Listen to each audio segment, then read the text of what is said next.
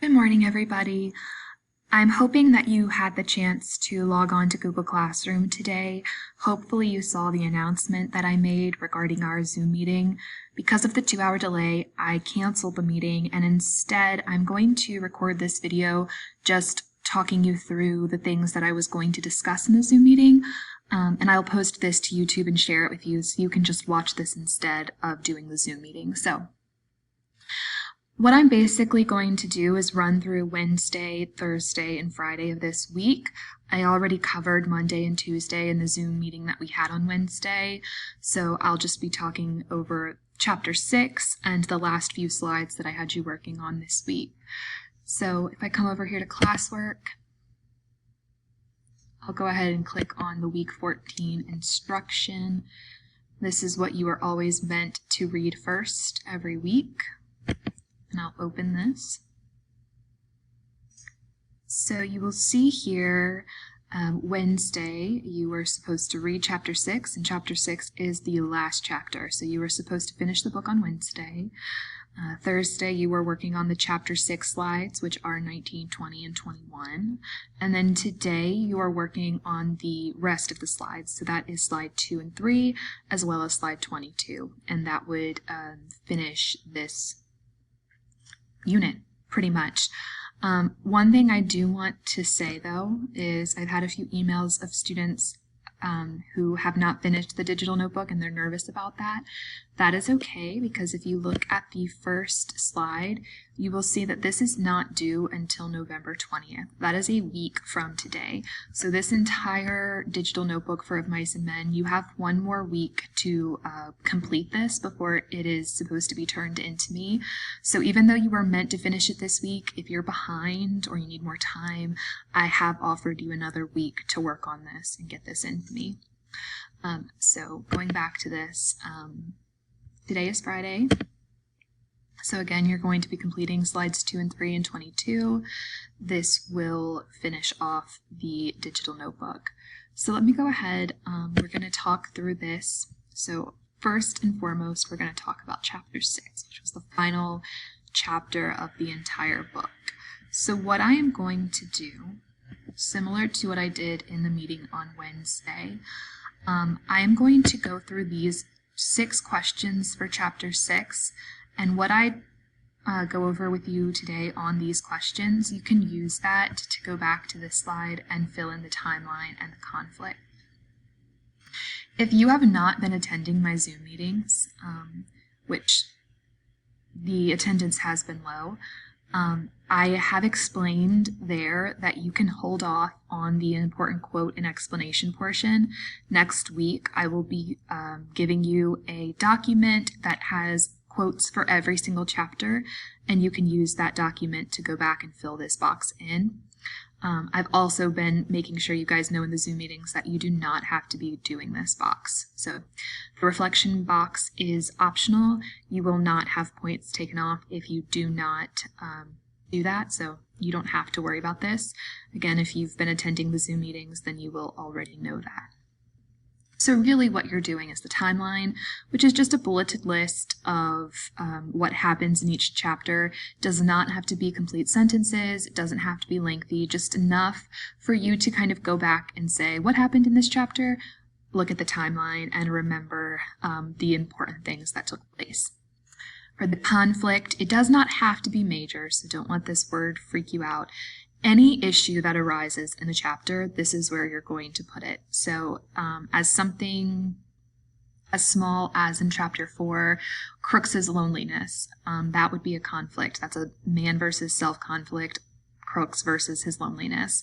So any type of issue that takes place in any chapter, that is where you're going to put it for me to look at. So timeline and conflict, those are the 2 boxes on these slides that you will be focusing on. I again am going to go over these 6 questions with you guys, and you can use these to kind of help you fill in the timeline if you need. So let's go ahead and talk through these 6 questions. Number 1, what setting does the beginning of the chapter describe, and where have we seen this before? So we know that Lennie has accidentally killed Curly's wife, and he has remembered that George told him to go hide in the brush if something bad happens, and that's exactly what he does. So the scene or the setting at the beginning of the chapter is the same setting that we saw at the beginning of chapter 1. We are down by the riverbed in the brush where George and Lennie appear in the first chapter of this book. So we're by a river, surrounded by nature and animals, and Lennie is hiding in the brush. Number 2, why did Lennie return to the brush? So again, in chapter 1, George makes himself clear that if Lennie gets them in trouble, which he sometimes tends to do, that he needs to escape, he needs to run and hide in the brush where they are in chapter 1. Lennie does return to the brush in chapter 6 because, again, in chapter 5, he not only accidentally kills his puppy, but more importantly, he accidentally kills Curly's wife. So he goes to the brush because he has gotten them in trouble, he has done a bad thing, he has accidentally killed Curly's wife. Number 3, in his imagination, Lennie sees and speaks to 2 people/things. Who are they and what do they do? So the 2 things that kind of pop out of Lennie's head, and when they say that, it just means that his imagination is coming to him. He sees 1, his Aunt Clara, who we have heard referenced a few times throughout the book. She comes up and scolds him or yells at him for what he's done. And once she disappears, a large rabbit, he imagines a large rabbit who basically is there to taunt him and tease him and tell him that he's never going to be able to take care of the rabbits now.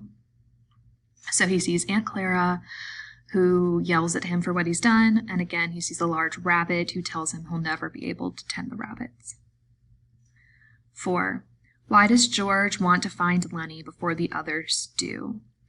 In chapter 5, Carlson goes to look for his Luger, the same gun he used to shoot Candy's dog, and finds that it's missing, so everybody assumes that Lennie has stolen it. We find out in chapter 6 that that is not the case. It is George who has gone back and taken the Luger.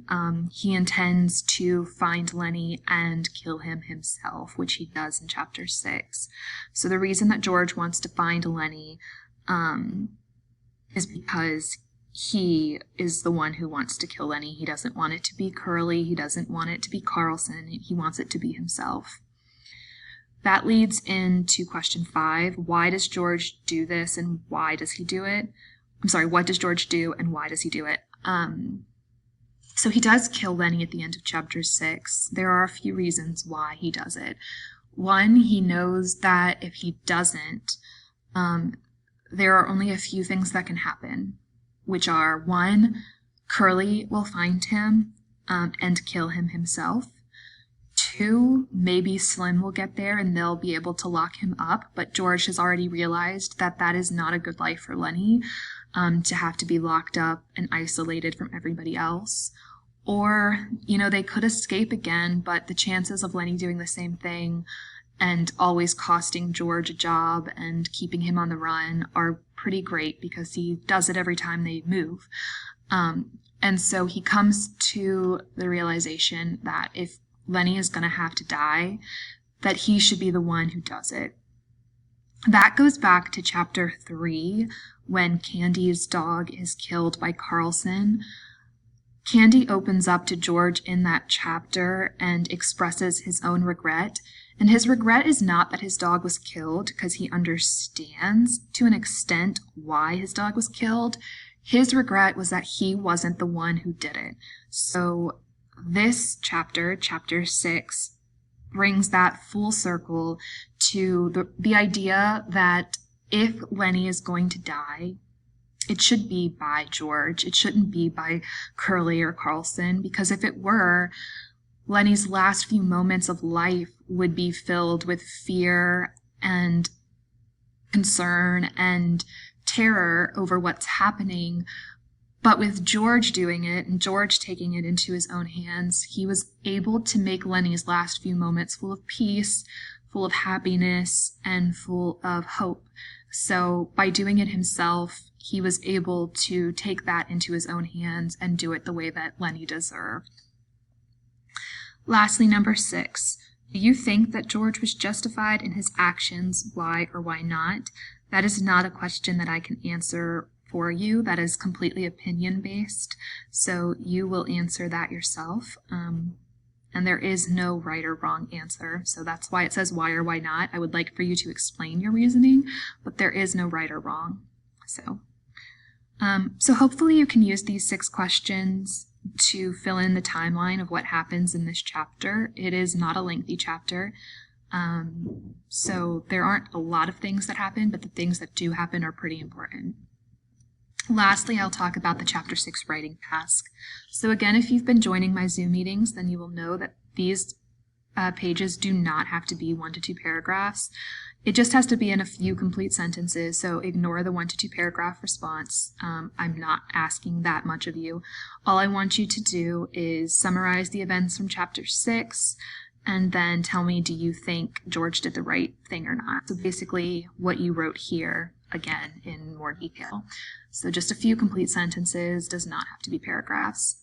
And yeah, those are the 3 slides for Chapter 6. Hopefully that helps you. And then what I'm going to talk to you guys about next are the slides that I assigned for today.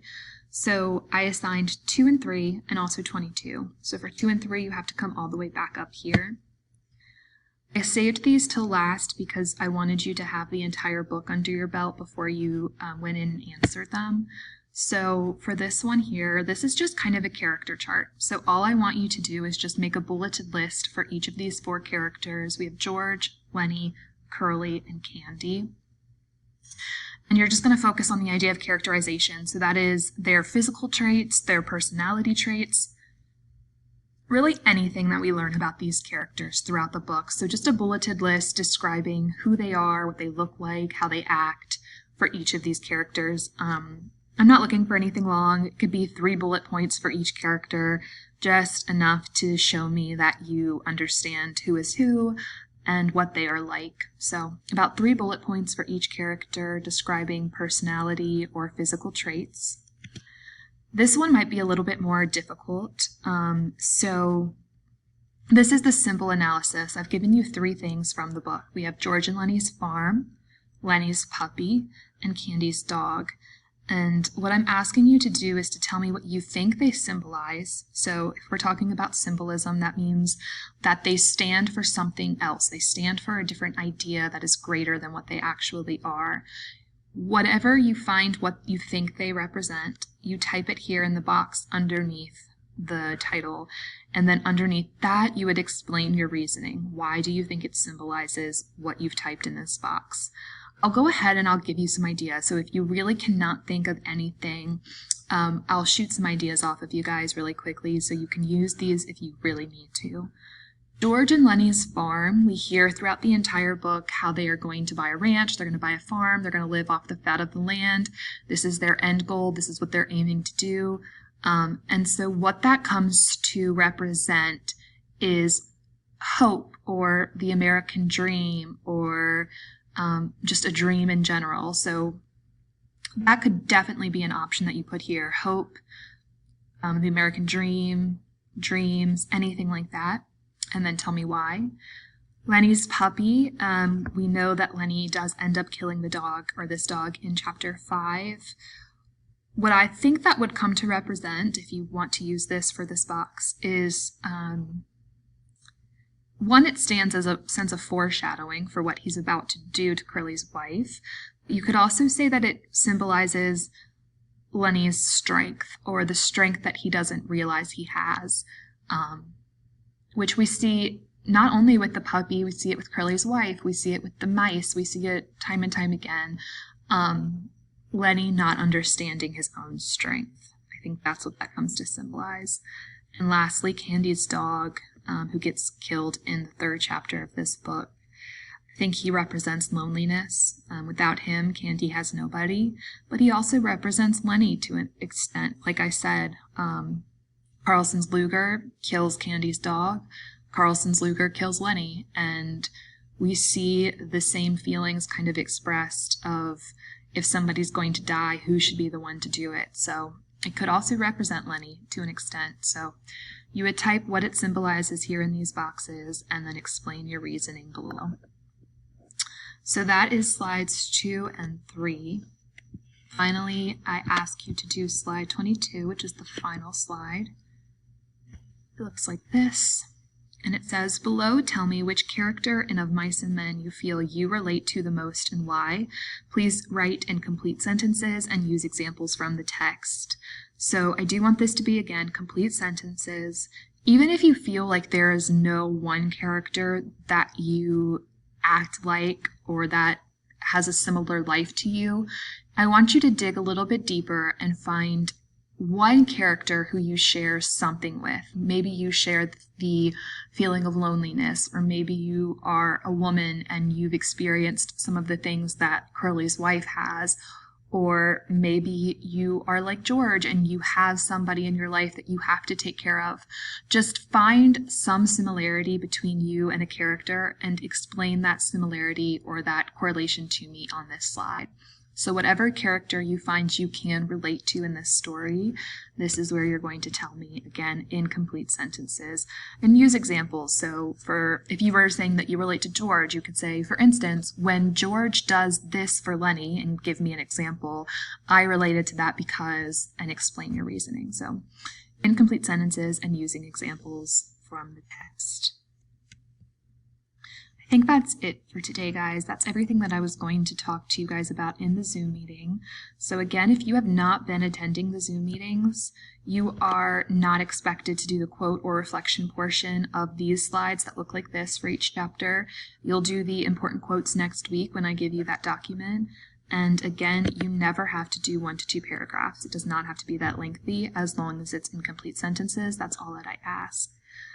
Again, the attendance for the Zoom meetings has been low, and just to reiterate, you are supposed to send me an email if you cannot attend a Zoom meeting, and I'm finding a lot of students not doing that. So if you're not able to attend Zoom, please let me know. Otherwise, I do expect you to be there, and I will probably soon start to give some kind of participation grade for that because the attendance is so low. So just keep that in mind.